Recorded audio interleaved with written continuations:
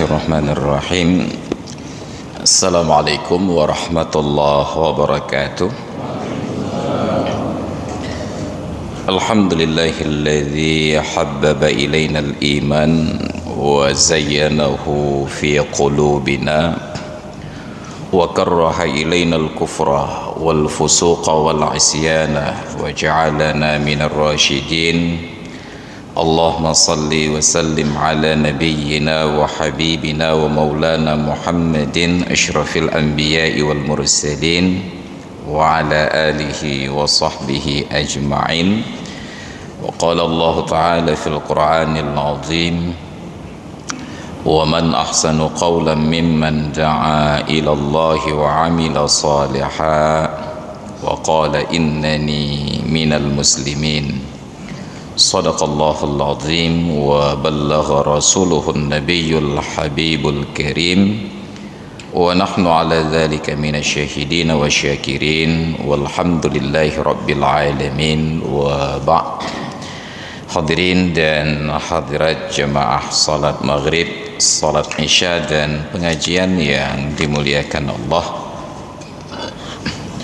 kembali kita melanjutkan kajian dari pembahasan materi-materi yang sudah lalu, dan seiring kita mendekati hari raya Idul Adha, maka kita berpindah kajian kepada pembahasan hukum-hukum yang terkait dengan kurban dan Idul Adha. Dan kita sampai pada pernyataan bahwa kurban itu sunnat tetapi bisa berubah wajib, sebab di dalam hukum taklifi semua ada peluang untuk berubah dari wajib ke sunnat, bahkan bisa jadi makruh, kadang-kadang menjadi haram, padahal sama-sama jenis ibadatnya. Misalnya orang yang bersedekah, sedekah itu dalam keadaan tentu bisa menjadi wajib. Kenapa wajib?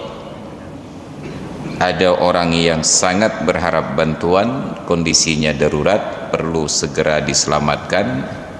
Orang yang dimintakan bantuan mempunyai kemampuan untuk memberikan pertolongan, yang kalau dia tidak lakukan terancam keselamatan nyawa orang tersebut, maka sudah menjadi wajib, walaupun dasar hukumnya sunat. Nanti berubah menjadi mubah, menjadi makruh. Kapan makruh? Bila sedekah tersebut ternyata mengabaikan aulawiyat, skala prioritas. Ada tetangganya yang dekat yang memerlukan bantuan sedekah, tetapi dia dahulukan orang yang jauh. Dan kadangkala sedekah itu menjadi haram. Kenapa? Karena ternyata dia tahu sedekah yang dia berikan akan digunakan untuk perbuatan maksiat. Ada kawan-kawan kita yang sedang main chip, habis modal. Okey, dekat nak bantu tak tengku. Menyatang hi 3 tek merompak bintang kajadeh kaya. Menjadi haram ketika tahu bahawa sedekah kita dimanfaatkan untuk maksiat. Jadi demikian pula halnya pada kurban. Dasar hukumnya sunat, bisa berubah menjadi wajib, dan perubahan menjadi wajib itu sudah kita jelaskan pada pertemuan yang lalu. Kenapa menjadi wajib? Pertama, karena nazar, kaui kata orang Aceh. Yang kedua, bil ja'li, dengan menjadikannya kurban. Yang ketiga, bit ta'yin, dengan menentukan binatang tertentu miliknya sebagai kurban. Untuk kasus yang pertama ada ucapannya, misal lillahi alayya hadhihi sanah an udhahi, hak Allah Ta'ala, kewajiban atasku tahun ini aku berkurban. Jadi untuk nazar dia mensyaratkan ucapan. Yang terbersit keinginan di dalam hati itu tidak menjadi nazar, maka nazar itu mesti terucap. Kemudian nazar itu mesti dari jenis perbuatan taat. Jangankan yang maksiat, bahkan yang mubah pun tidak menjadi nazar. Ketika dulu Rasulullah masih hidup, seorang sahabat datang menemui beliau menyatakan, "Ya Rasulullah, saya bernazar untuk berpuasa sambil berdiri dalam keadaan berjemur." Nyan kau itu. Nazar saya 3 perkara. Saya puasa sambil berjemur dalam keadaan berdiri. Apa jawaban Nabi? Sum uqud wastadil. Berpuasalah, duduklah, dan bernaunglah. Puasa tetap wajib karena memang pekerjaan taat. Berdiri tidak menjadi wajib karena bukan perbuatan taat, dan berjemur tidak wajib karena bukan perbuatan taat. Maka berpuasalah, duduklah, dan bernaunglah. Sedangkan kita barang kepedam kau dulu kecil-kecil kita ramai di kalangan orang tua ketika anaknya sakit, nazarnya itu luar biasa. Ya Allah, ya Tuhanku, punya pulih namanya panjang umur len pemano barunyun masjid raya. Kan di tangga masjid raya itu kan ada air tempat cuci kaki. Yang urang cumekam, urang mepure, urang kurap kenan domen. Lalu bayi yang masih merah sangat sensitif ini dimandikan dengan air tersebut. Itu taatnya lewat jalur mana? Maka hal-hal seperti ini tidak menjadi nazar. Kalau tidak menjadi nazar, tidak wajib ditunaikan. Nah, jadi mesti masuk kategori pekerjaan taat. Dan ketaatan itu belum masuk hukum wajib. Kalau sudah wajib, tidak sah pula menjadi nazar. Ada orang bernazar, ya Allah, nya cuma kami ngok-ngok tat menyepulih cuma kam malamnya tengah subuh dan temayang subuh. Salat subuh hana paham kau jika wajib. Ya Allah, si fulan berutang ke saya sekian banyak, saya berutang ke si fulan sekian banyak. Kalau sampai cita-cita saya ini, saya akan bayar utangnya. Bayar utang sama kau, hana paham kau wajib bayar. Jadi mesti perbuatan taat. Yang kedua belum wajib, dan yang ketiga dibebankan kepada diri sendiri, tidak boleh dibebankan kepada orang lain. Kita datang menjenguk kerabat yang anaknya mungkin sedang sakit, saking sedihnya melihat kondisi anak tersebut, kita bernazar, ya Allah, ya Tuhanku, saya bernazar kalau anak ini sembuh, orang tuanya sembelih kambing seekor. Orang tuanya akan ganyan kedengar lu nanti kamu si bahke. Tidak menjadi nazar dan tidak wajib ditunaikan. Apabila sah nazar dibebankan ke orang lain, kita tidak perlu kerja, tinggal melihat orang yang sedang susah saja lalu kita bernazar.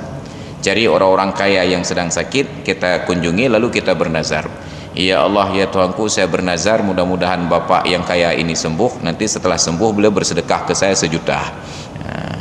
Menaga boleh tinggal ada dunggai ada Pak 1 juta. Nazar tidak menjadi nazar. Kenapa? Karena membebankan kepada pihak lain. Atau ketika anaknya sakit, enggak ada harapan untuk sembuh, kau ya Allah, menyanuknya panjang umur, wati raya tengah dia tak buat ke dia ba ucap keung ba. Anaknya yang tak buat.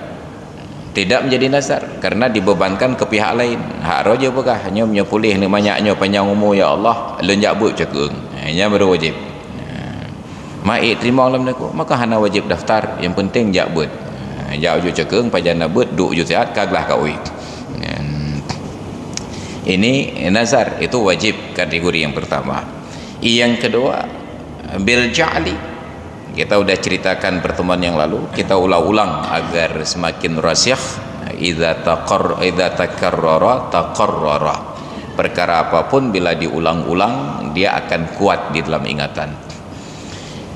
Kita ke pasar tempat penjualan hewan kurban, kita beli, bawa uang. Ketika membawa uang tersebut, belum beli binatangnya, ada yang bertanya, mau kemana Pak Ustaz?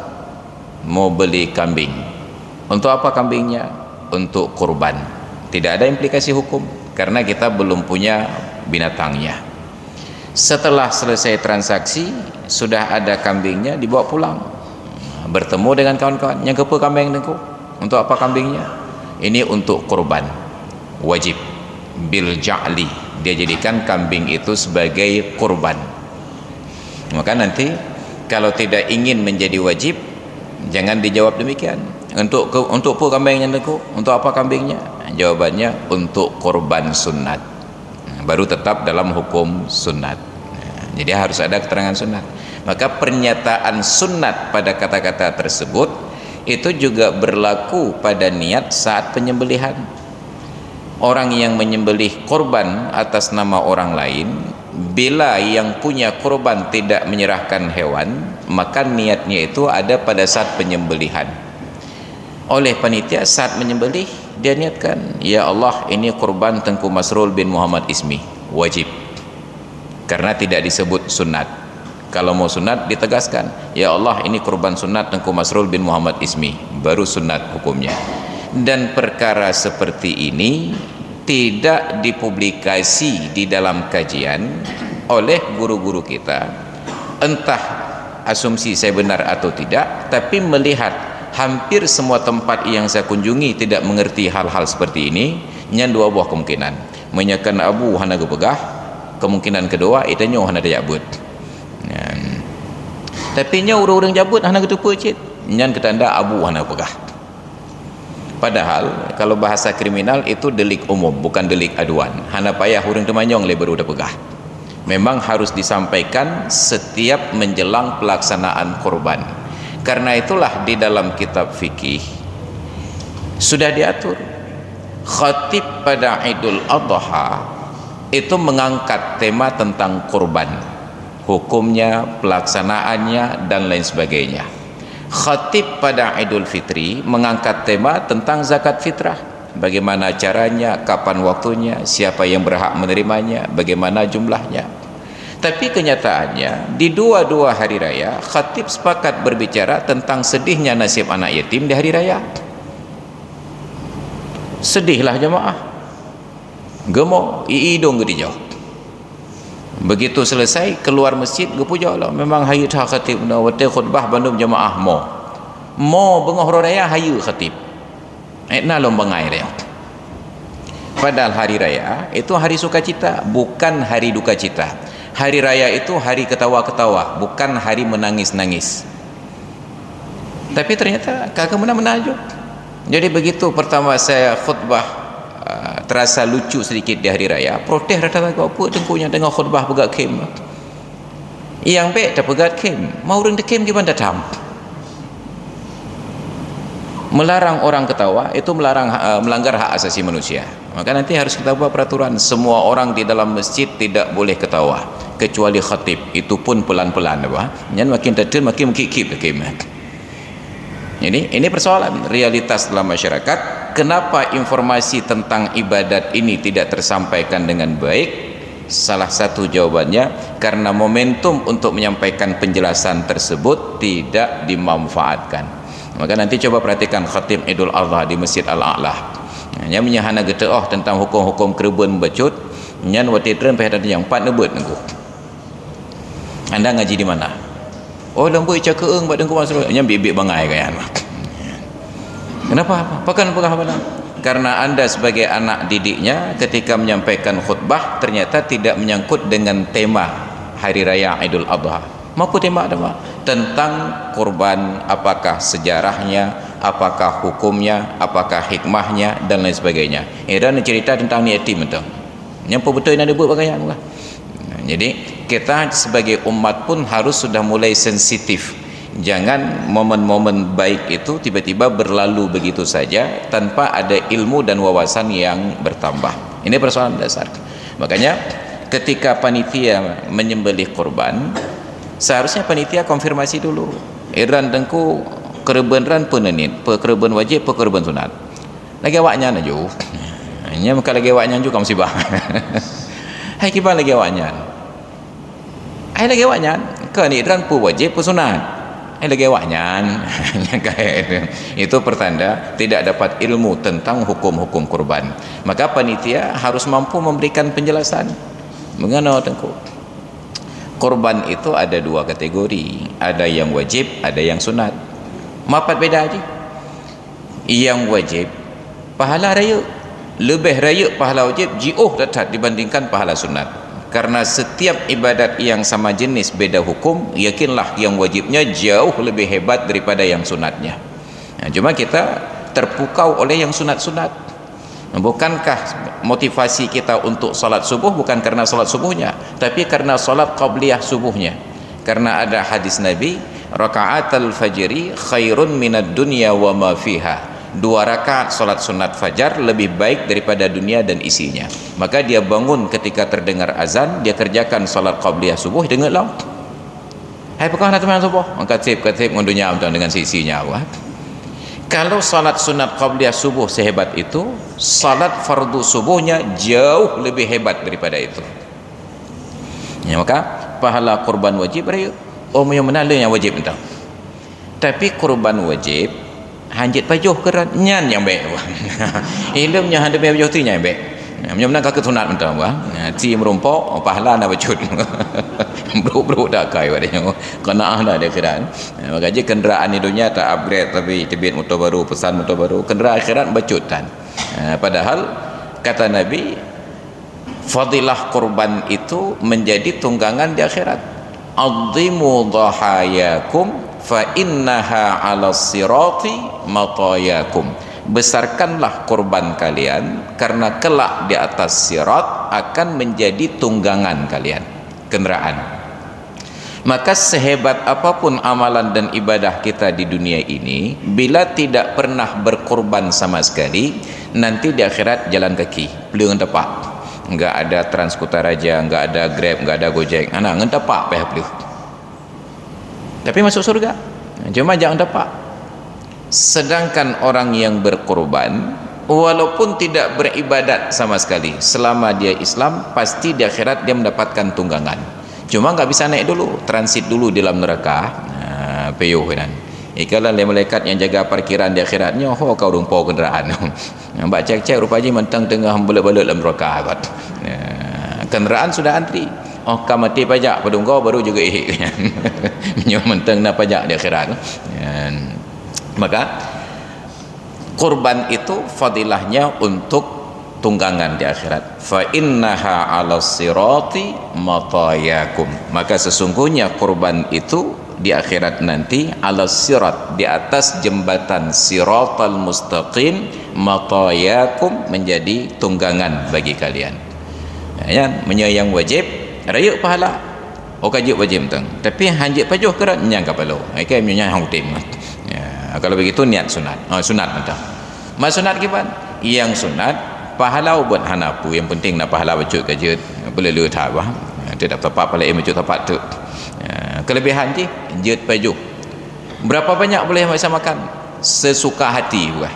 Tapi wajib ada sedekah untuk orang miskin bi syai'in nayyi'an, sedikit saja, walaupun sedikit, tapi syaratnya dalam keadaan daging mentah. Maka kalau nanti timbul pertanyaan, Ustaz, ini kami sudah kumpulkan kurban, kira-kira untuk pemiliknya berapa tumpuk boleh kita beri? Ini tumpuk beik kerumpuk. Tapi disampaikan informasi, makin banyak diambil oleh pemilik, makin kecil pahala. Makin sedikit diambil oleh pemilik, makin besar pahala. Maka Nabi mencontohkan untuk kurban sunat, sebaiknya pemilik tetap makan dagingnya walaupun sedikit untuk mengambil berkah, sebagaimana terdapat dalam surat Al-Hajj, fakulu minha, makanlah kalian dari daging kurban kalian. Ketika dibentuk kepanitiaan ini menjadi sebuah kelemahan. Apa kelemahannya?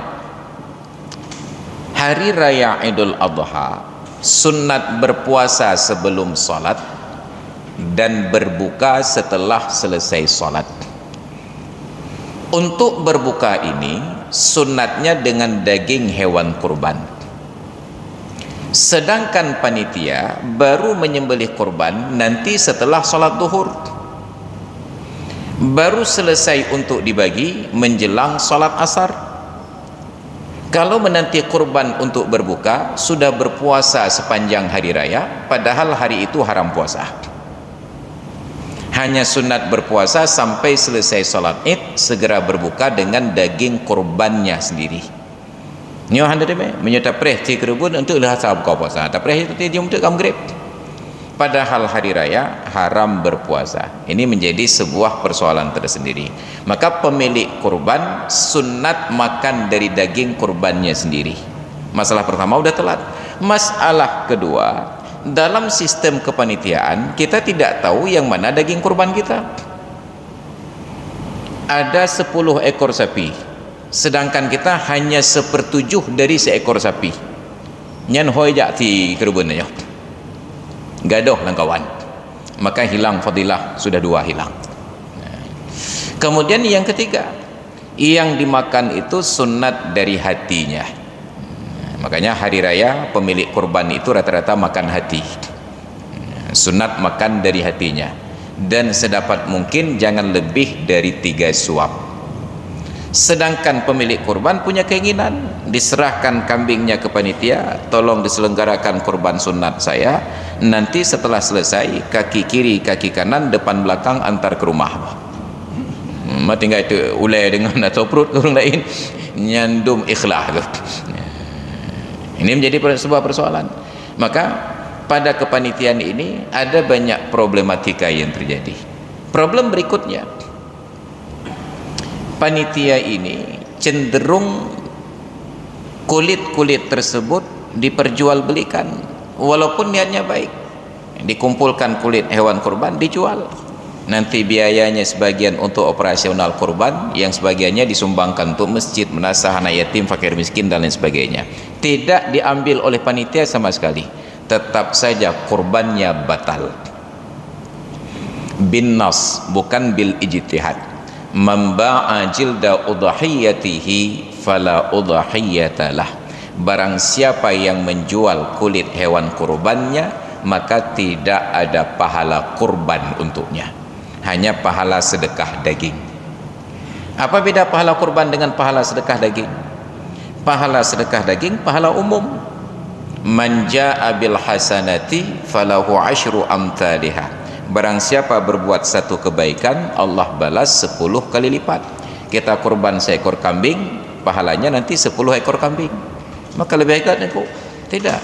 Sangat berbeda fadilah kurban jadi kenderaan di akhirat dengan fadilah sedekah daging dapat 10 ekor kambing di akhirat. Di mana perbandingannya? Saya buat analogi begini.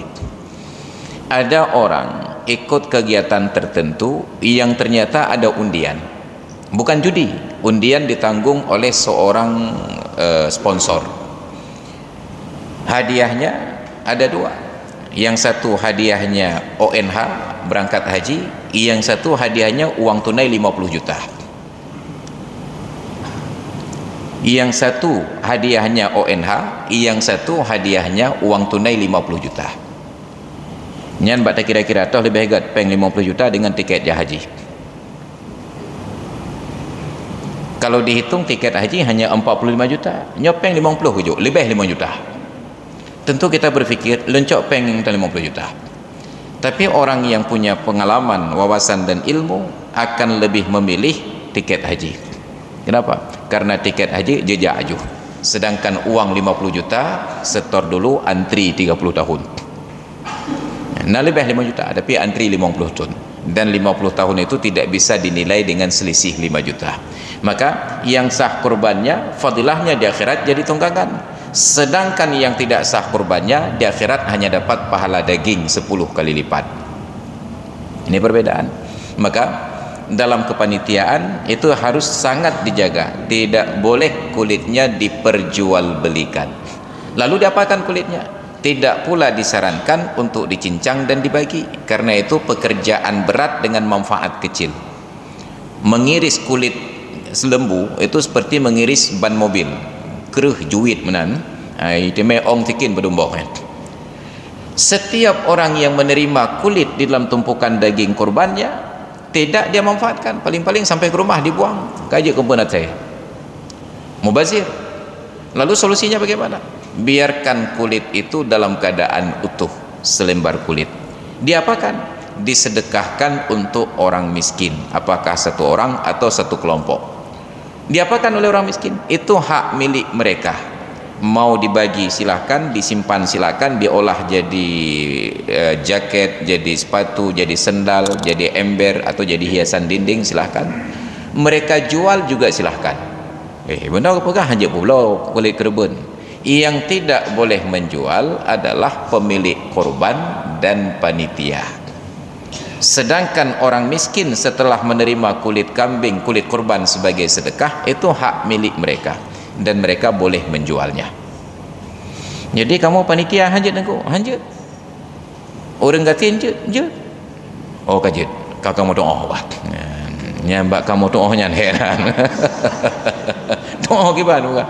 Nanti setelah selesai dikuliti semua hewan kurban, kami enggak jual. Kami sedekahkan kepada orang miskin, kami suruh mereka yang jual. Nyan tolong pulau lewaran. Pakah nak pulau juga pegah di tengku hanjut ngau pulau. Nyan pulau lewaran untuk peng bagi dua. Selama masih ada celah untuk apa menyerah, lepas bro-bro akai dah. Jangan. Itu benar-benar hak fakir miskin. Jangan lagi diintervensi. Hana hak agen. Nah, itu persoalan pertama. Persoalan kedua, kebanyakan panitia menjadikan kulit hewan kurban berikut dengan kepalanya sebagai ongkos kerja. Kita tanya panitianya, Wadran menyembelih seekor sapi ongkosnya berapa?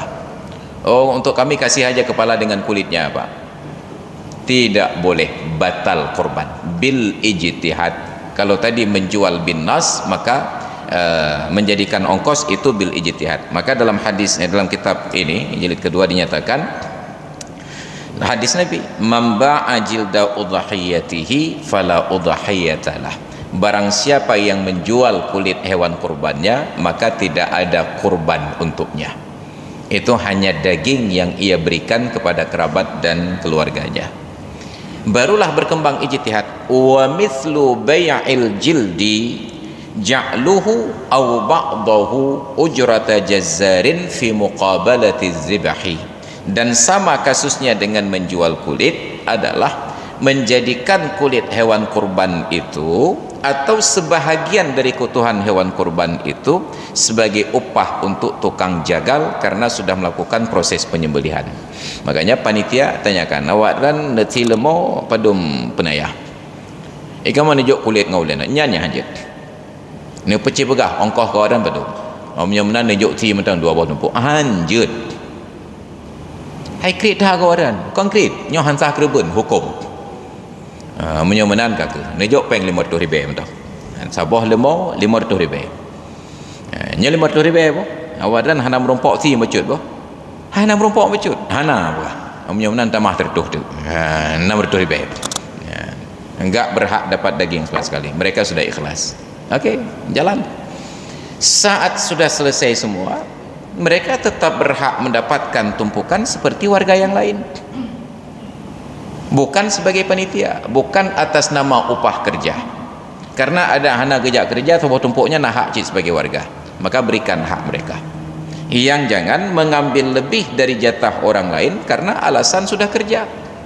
Jangan nanti saat selesai penyembelihan warga lain bawa pulang satu tumpuk, ganyan dua buah tumpuk po. Saat kita tanya, "Hai waran bukan dua buah tumpuk?" Dijawab, kamu panitia. Nya menyuka panitia, nyan ke betul kerebun kau. Aja.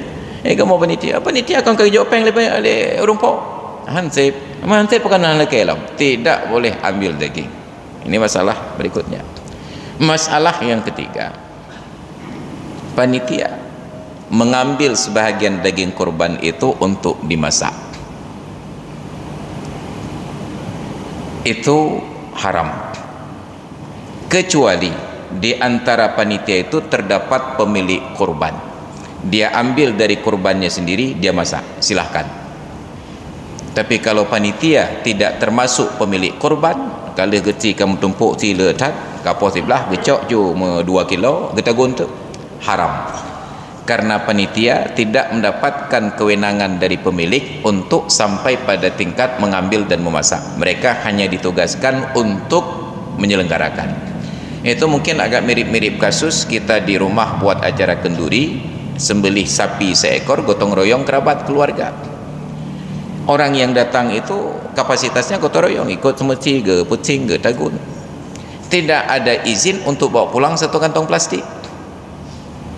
Nyojak batikin taboh bal plastik taboh.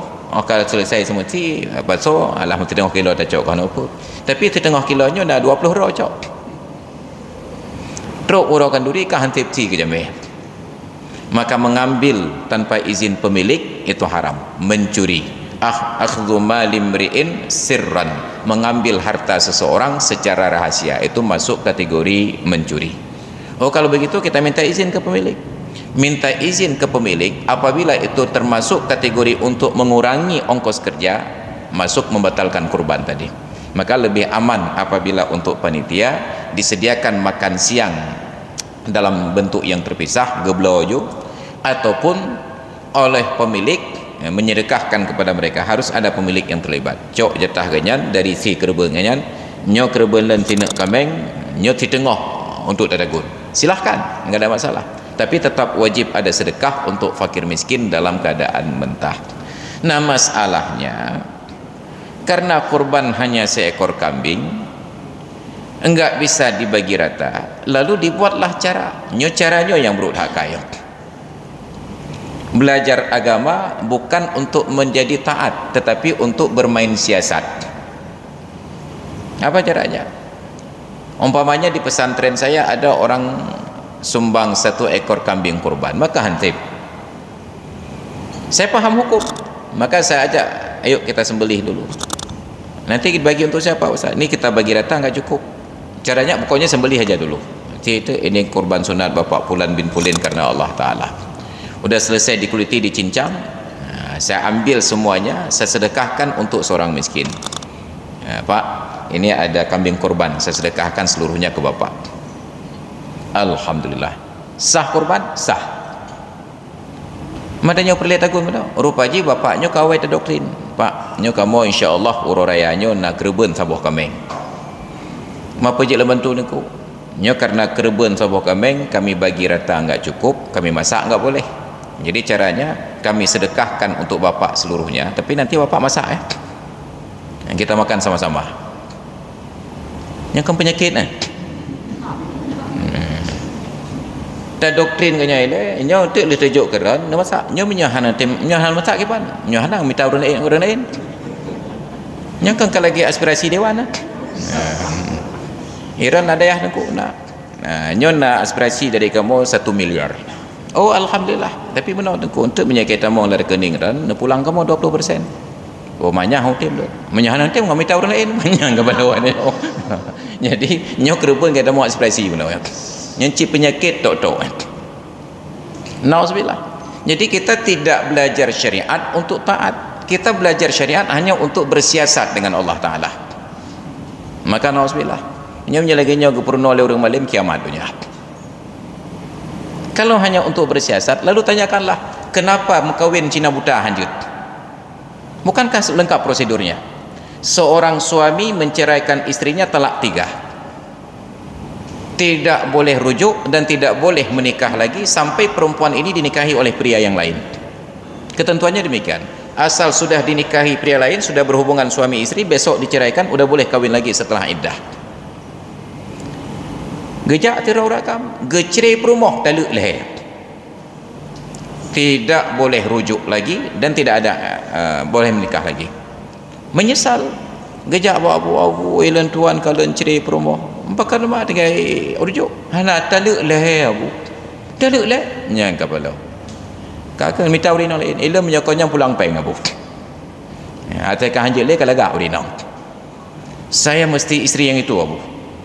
Enggak bisa karena udah talak 3. Carilah cara abu gimana supaya bisa. Hanya ada satu cara untuk mungkin kembali. Caranya, istri anda harus dinikahi oleh orang lain dengan pernikahan yang sah dan hubungan suami istri yang sah, lalu diceraikan, selesai iddah, anda berboleh kawin lagi. Oh je mana bu? Je. Oh lebih tahu orang kira bu yang kira-kira lemah syahwat. Enggak boleh karena hatta tazuqa usailataha wa tazuqa usailatahu. Sehingga engkau merasakan manisnya dia dan dia merasakan manisnya dirimu. Harus benar-benar berhubungan suami istri, hubungan seksual. Mulai itu dikondisikan gemita hai nanti kawin ngom rumah lun janda lun Ilang kena permohonan mukawin siat mentang. Iban kawin siat rugo jename gop. Jename lembi. Kan duri lembayu. Apa je kawin. Tapi syarat je lem kawin ti malam tengah cerejo. Nya kan lagi ada MMN mana? Nya kamu hanya pajoh kerebun nya. Hanya tagun. Tapi kami sedekahkan untuk anda, tapi tolong nanti setelah kami sedekahkan anda masak supaya kita makan sama-sama. Belajar ilmu agama hanya untuk bersiasat dengan Allah Ta'ala, bukan untuk taat kepada Allah Ta'ala. Maka na'udzubillah, summa na'udzubillah. Ini persoalan. Makanya panitia pasrah saja. Ketentuan bagaimana Pak Ustaz? Ketentuannya korban yang wajib diperlakukan hukum wajib, yang sunat hukum sunat. Kami panitia ini hak kerja bagaimana? Tanyakan ongkos kepada pemilik, sanggup enggak untuk seekor sapi 500.000? Oh enggak sanggup, kalau enggak sanggup sembelih sendiri atau cari orang lain. Jangan sampai kami boleh ongkos kurang-kurang sedikit tapi nanti tambah daging sedikit. Nyan batu kerebun. Mbak minta pahala ubi peh merumpok palih ubi pa apa? Mbak minta laba bacut rugo ubi raya. Nauzubillah. Ini menjadi persoalan, problematika, dan itu terjadi. Dan itu terjadi. Maka kalau sudah ikhlas untuk jadikan kurban, ikuti semua prosedurnya. Jangan bermain-main dengan aturan syariat hanya untuk kesenangan kita. Di dunia kita bisa menipu manusia, tapi di akhirat Allah Ta'ala maha mengetahui bahkan rahasia yang tersimpan di dalam dada. Wa ya'lamu ma fis sudur. Itu tentang pelaksanaan kurban. Maka hati-hati, kepanitiaan itu jangan hanya sebatas semangat kerja yang tinggi, tetapi harus ada kapasitas ilmu yang memadai.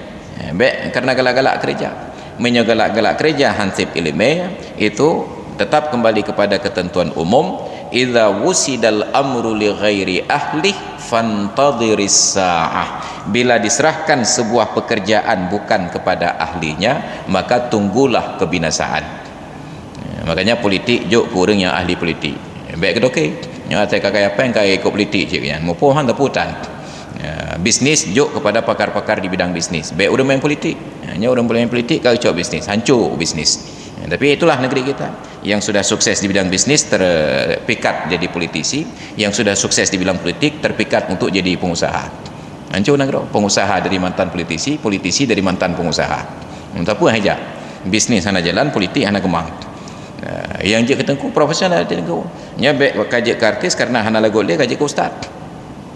Ustaz ketika lagu datang kai je ke artis. Apa bulan negara ni. Artis tidak laku turun derajat jadi ustaz, ustaz yang sangat laku naik tingkat jadi artis. Maka balik-balik dunia. Maka je ustaz atai keren kala tahu undangan yang kena orang lain iklan tu. Ini persoalan di negeri kita, tidak profesional di jalurnya. Kalau mampu silahkan. Ustaz memang, tetapi mampu politik silahkan. Ustaz memang mampu bisnis silahkan. Bisnismen memang mampu politik silahkan. Politisi tapi berbakat bisnis jalankan. Tapi jangan sampai campur aduk masalahnya. Tidak punya bakat tapi masuk, yang dirugikan orang banyak. Maka alhamdulillah. Maka panitia tanyakan nama pom hana. Makan cina tim ilun na tenaga lebih dan kulun tim kerja. Kalau mau anda harus ikut bimbingan dulu. Ini untuk syarat-syarat pelaksanaan kurban. Mau ikut? Mau. Kalau mau ayo kita buat. Mau ikut? Enggak. Ilmu menyobot aku tim nengku. Tapi menyoti kerban pada boh tang udakan. Kalau begitu anda tidak layak jadi panitia. Anda kerja gotong royong saja. Oh ternyata enggak ada yang bersedia. Bandung lebih tenaga, cuma tidak bersedia mengaji. Maka ada solusi yang kedua. Dalam kepanitiaan itu sertakan seorang yang paham seluk-beluknya untuk menjadi konsultan. Napat temannya. Begitu sampai saat penyembelihan, naurengnya yang kemit ke pawang. Hai belaginya tu mestinya hansah kerebun kau. Nyoki pancara tanit dan aku. Nit je nya pun no. Sunat pun wajib. Sunat. Oh sunat. Ini korban sunat fulan bin fulin. Harus ada seorang konsultan. Tidak boleh dilepaskan perahu tanpa pawang. Hanya orang tegak-tegak dayung tu. Tegak dayung, truk laut, tapi hanya wali udara. Yang kemudah-mudah laut haju. Tapi habis tenaga ke. Ya. Tapi kalau ada pawang terarah. Hanya biar kena peka kedai. Nyo kaje pe layu. Nyo kaje pertimbang kemudah. Harus ada seorang konsultan, bukan hanya semangat yang menggebu-gebu. Maka alhamdulillah delik umum seperti ini tidak disampaikan secara terbuka, harus menunggu pertanyaan, harus menunggu laporan dan aduan dulu baru diproses. Nauzubillah, ini sangat berbahaya. Maka kita sangat berharap guru-guru kita itu mengamalkan ilmu secara amanah. Apa amanahnya? Sampaikan ilmu kalau memang itu delik umum walaupun tanpa ada pertanyaan. Tapi ada hal-hal khusus perlu ditanyakan dulu, maka baru kita sesuaikan situasi dan kondisi. Ada fatwa namanya. Hadirin sekalian yang dirahmati Allah, ini problematika tentang pelaksanaan kurban. Nah, pertanyaan kedua, kira-kira kurban itu boleh di tempat lain atau harus di tempat sendiri? Sebahagian ulama mengkategorikan pelaksanaan kurban seperti zakat, harus di tempat di mana dia berada. Sebahagian lagi menyatakan boleh pindah ke tempat lain dengan catatan tidak dilihat oleh fakir miskin di tempat dia berada. Maka kita yang ada di cot masjid, bila ingin berkurban di cot keeng misalnya, maka jangan hewan kurban itu dibawa ke cot masjid, diikat balam poho tempat ikat kerubun. Orang miskin cot masjid yang lewat sudah menghitung-hitung, alhamdulillah na 20 nek lemau kerubunnya. Kau kira-kira ajunya 20 nek lemau. Yang kau likut 10 nek lemau ontong merompok 2 kilo tepo. Nya 6 kilo tepo kau merompok. Kau ingat-ingat kau kira-kira ya. Tiba di hari penyembelihan ternyata hanya 10 ekor. Ta'allaqat bihi atma'ul fuqara. Di kurban-kurban yang sudah terlihat itu keinginan fakir miskin sudah terikat. Kau bayang-bayangnya 6 kilo tepo kau merompok. Tiba-tiba hanya dapat 3 kilo lagi kau likut. Maka hancur hati fakir miskin, padahal panitia sudah mengalokasikan ke fakir miskin daerah lain. Maka kalau ingin berkurban di tempat lain, jangan ditambatkan di kampung ini. Ho kena kerebun, oleng kedeh maheng neko. Blo lemo cebreh, intak juga dia maheng. Bek puo kena. Agar fakir miskin di sini tidak berharap karena sudah melihat. Dapat lemah bagap, dapat garok, dapat hawa-hawa menan je kedeh syajid. Makanya kalau makan di depan orang, anda harus bersedia untuk berbagi. Menan tak buka idang, lepas jauh bu nak. Menyohana bersedia, baik buka idang juga kau. Jeb kopi, nyan harus bersedia berbagi. Menan tak duk, nejek kopi nak. Menyohana bersedia berbagi, nyan pasolan plastik, sak langiti. Itu pipa kena mentang. Bahan nak jeb dia kau. Kalau tidak bersedia berbagi, kenapa? Baik puhawa kau. Alah kopi pun gak hawa dah. Kita tidak pernah tahu kondisi orang. Mungkin ada yang sudah sekian tahun dalam penjara ruang isolasi, mata uroh atau kalan lain, trip tak ke hawa kopi. Menang kalan tanya je kopi, tren yang anak kau. Ya, hawa dah ya. Maka tawarkan. Itu sudah adab ijtima', adab komunitas. Makanya dalam masyarakat kita di Aceh, taduk bagedai kopi terpesan, nyen tetap urang yang tengah je kopi tetap dapat bah. Ni je kopi dan ku, badangnya cimantang kopi langlah. Orang tua kita dulu paham itu basa-basi. Ingat alhamdulillah nak pergi tengah jeb. Orang sekarang enggak paham basa-basi. Je kopi dan ku. Tapi kira capek kah berapa-berapa ke? Itu jadi masalah. Atau memang dia sangat berharap. Ni je kopi dan ku. Ana pun bayang kana menang. Pi beracik bu. Idenya berapa kan dia tak belanja, hanya adab basa-basi. Maka tawaran basa-basi jangan disikapi serius. Coba tolak dulu. Kapan kita tahu serius? Ternyata beliau mendesak. Baik nak kunjung najib atau lum tabah tu. Mamantang naik pak, nepinah nyalai kopi ke lupi, tak boleh lain yang suum. Kalau sudah serius, maka terima. Karena menolak pemberian orang lain juga pantang di dalam agama. Maka hadirin dan hadirat sekalian, jamaah salat maghrib, isya dan pengajian yang dimuliakan Allah, ini yang perlu kita sampaikan dalam pertemuan kali ini terkait dengan seluk-beluk kurban. Dan insya Allah kita masih ada 1 kali pertemuan lagi sebelum hari raya Idul Adha di tanggal 22 yang akan datang. Tanggal 29 nya ada ta'adhat bani jabut. Nyen cikau raya. Nyen dalam lambung upiah rumah tetut ti gero. Wallahu a'lam bis-shawab wa ilaihil marji'un wal ma'ab. Hadanallahu wa iyyakum ajma'in. Assalamualaikum warahmatullahi wabarakatuh.